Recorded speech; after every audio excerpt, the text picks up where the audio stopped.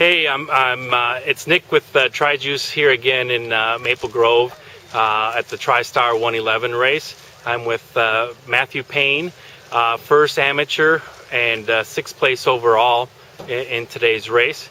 So, Matt, what did you think about this new race? Oh, I thought it was awesome. The venue's amazing.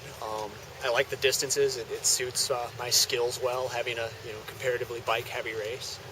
Yeah, I'm from around here, so I've ridden the course before. So yeah, great race. So did you use that as an advantage to ride the course? Did you ride it more than once? I think so. Yeah, I mean, I just did it once a couple weeks ago, and you know where the hills are, you know where the rough pavement is, you know where you can kind of punch it, you know how fast you can go around the turns, that sort of thing. I think there is some advantage to doing that. You're a prominent athlete here in Minneapolis. More on the probably Olympic distance type thing. Yeah. So this was a different format: a 1K swim, a 100K bike, and a 10K run.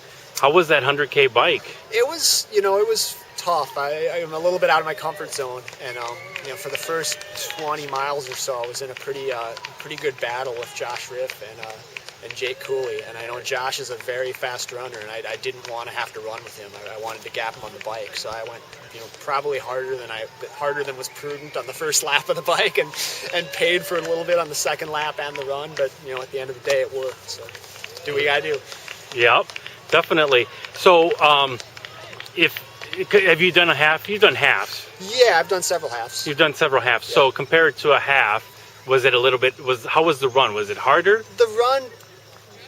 I mean, this was a 10K versus a 13-mile run. I'd say it felt like the middle-ish miles of a half. I mean, the longer bike definitely makes for a slower than normal 10K. I mean, I was a couple minutes slower than I would typically go for an Olympic distance race, and I felt every bit of it while I was out there. But it's not as nearly as grueling for me anyway as like the last 3 miles of a half would be. Where you're really just, your body's just kind of shutting down altogether, and it helps that you can get more nutrition in on the bike. It's for me, it's hard to get a lot of hydration and nutrition in on the run. It's much easier when you're on the bike and not bouncing around. So I think that's a big advantage too. And I'm positive the recovery time is going to be much shorter than it would be for a half, just because of having less running. So TriStar is looking at adding 2 or 3 races across the states next year. Would you recommend this to others here in the U.S.? Yeah, to check absolutely. out? I mean, it's an outstanding event. I think they did an outstanding job running it, especially for the the first go round in this area. And yeah, I mean, I've always liked things that are a little bit different instead of I've never been hung up on doing a standard distance or whatever. A lot of our races around here are kind of goofball distances too. We have races that are kind of in between sprints and Olympics and those sorts of things. And yeah, so I mean that's. If you're looking for a little variety or, good training for an Ironman or something, that, I can't imagine anything would be much better than this.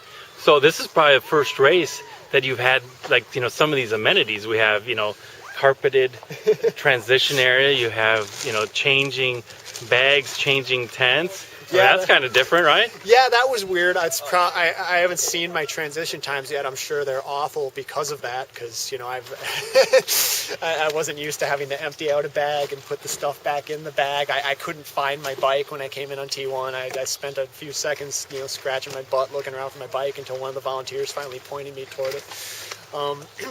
So yeah, it's definitely different, but I mean it's cool. It's fun. All right. Hey, well, congratulations today, first amateur and 6th overall, and we'll see you around. All right, thanks a lot. Thanks.